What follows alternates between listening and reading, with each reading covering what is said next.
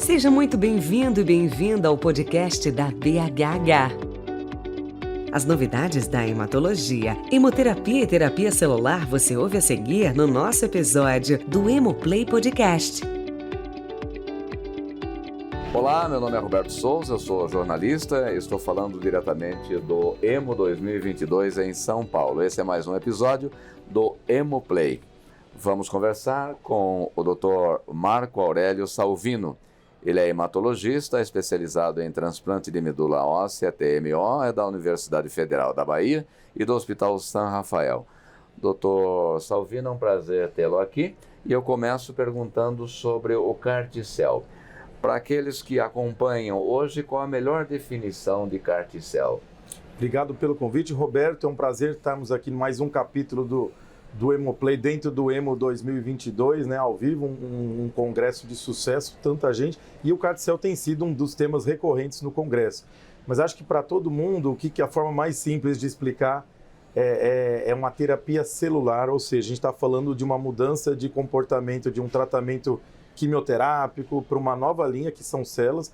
No caso, o CAR-T-cell, o mais utilizado são células linfócitos T do próprio paciente, que são retirados do paciente, modificados geneticamente e retornados para a própria pessoa.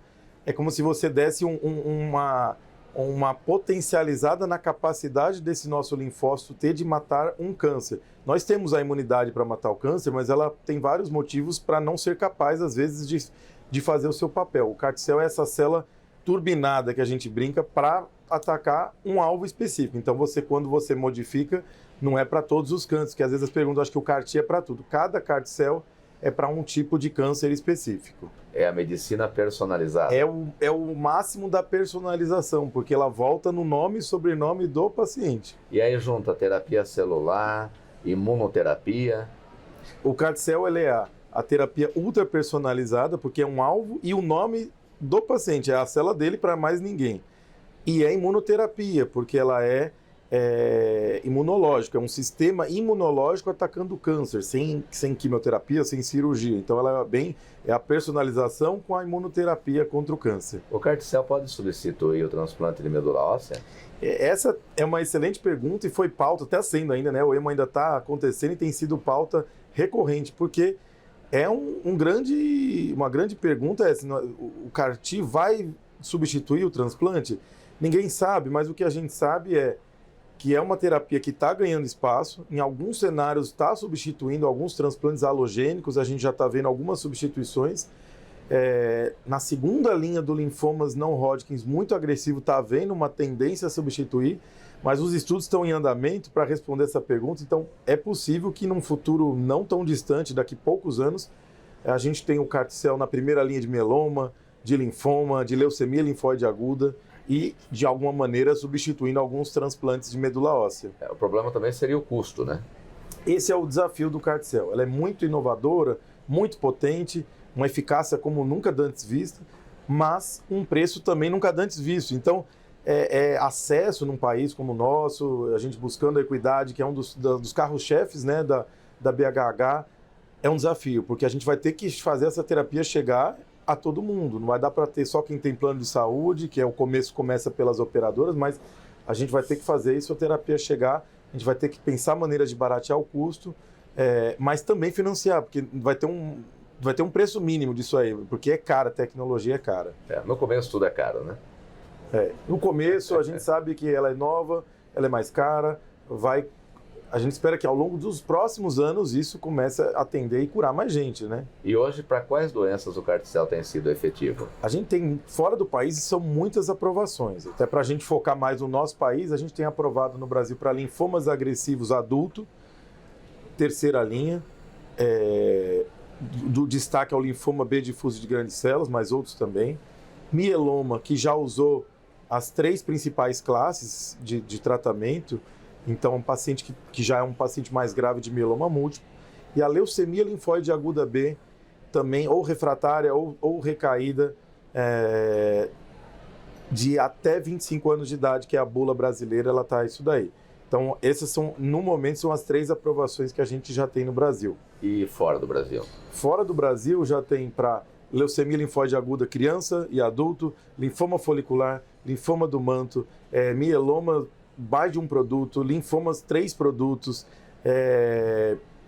linhas diferentes, segunda linha, primeira linha de linfoma, está chegando aí outras indicações, então tem mais de 10 situações de aprovação fora do país. Então, a gente sabe que isso vai acontecer no nosso tempo Brasil, mas vai acontecer, né? E dá para saber hoje qual é a efetividade, os casos em que se tornaram crônicos e os casos de cura? Eu acho que a gente tem bons exemplos aí para dizer.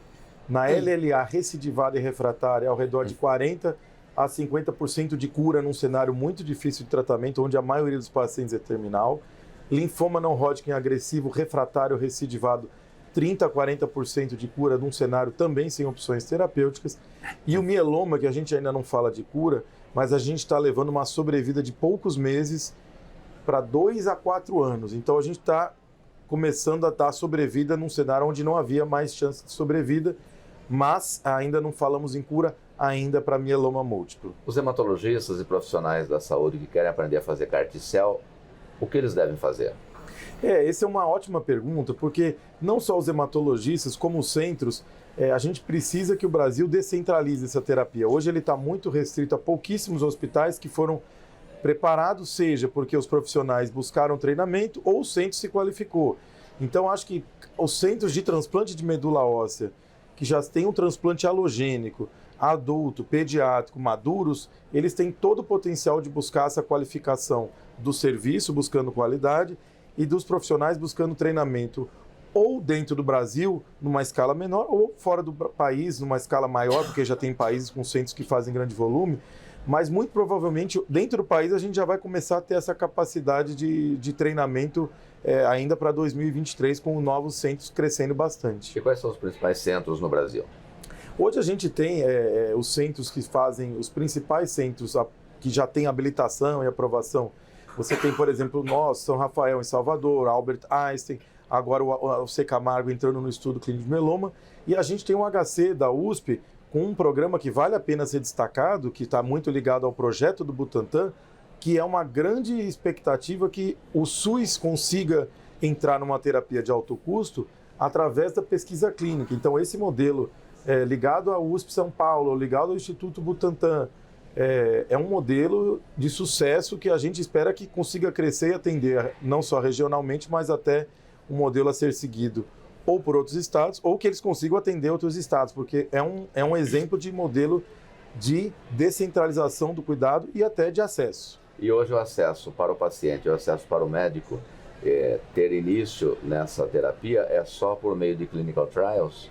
A maior parte, hoje, até hoje eu diria, até uma semana atrás, era clinical trials. A gente teve agora o primeiro produto comercializável, né, para linfoma e leucemia linfóide aguda, e eu acredito que pelas operadoras isso vai começar, mas a gente tem os clinical trials abertos e a própria BHH pode estar sempre atualizando os centros que têm os clinical trials e onde fazer. O próprio Instituto Butantan também vai começar a divulgação dos seus trials, já tem a divulgação dos seus projetos. E acho que as pessoas que tenham pacientes que precisem não podem achar que não existe a terapia, já tem que ir buscando, porque ela vai, de alguma maneira, aos poucos ser acessível. Já caminhando para o encerramento, o CAR-T-cell é um grande breakthrough na medicina? Ele talvez seja o maior breakthrough da oncohematologia dos últimos 10 anos, pela inovação, por 2 motivos. Por uma eficácia que a gente não viu antes, mas talvez uma mudança de paradigma de conceito de tratamento do câncer, sem químio, sem a toxicidade da genotoxicidade dos agentes antigos, talvez reduzindo um conceito de macrocirurgias para micro. Então, é uma mudança conceitual e de eficácia. Tem morrido muita gente, muito paciente submetido a CAR-T-cell? A mortalidade do CAR-T-cell ela é muito baixa, mas os efeitos colaterais não podem ser minimizados e é por isso que os centros acabam tendo que ter uma qualificação. O paciente tem que ter indicação, não é para fazer para todo mundo, tem que ter um bom perfil, tem uma toxicidade de efeitos colaterais inflamatórios grandes, às vezes graves, que não podem ser desconsiderados, mas a mortalidade ela é bem baixa, ela gira de 1 a 2, 3% nos centros, que é considerado baixa. Ok, muito obrigado, Dr. Marco Aurélio Salvino, por compartilhar seus conhecimentos. O prazer é meu. E toda a sua Empatia foi muito importante para a transmissão de tudo que foi acumulado ao longo desse tempo, e é uma área da medicina, conforme o senhor mesmo citou, que se renova a cada dia, se não a cada hora. Verdade. Muito obrigado, sucesso e continue com a gente. É um prazer ter você ainda mais perto da BHH. Com acesso a muita informação sobre as especialidades e diversos temas pertinentes na voz de quem entende.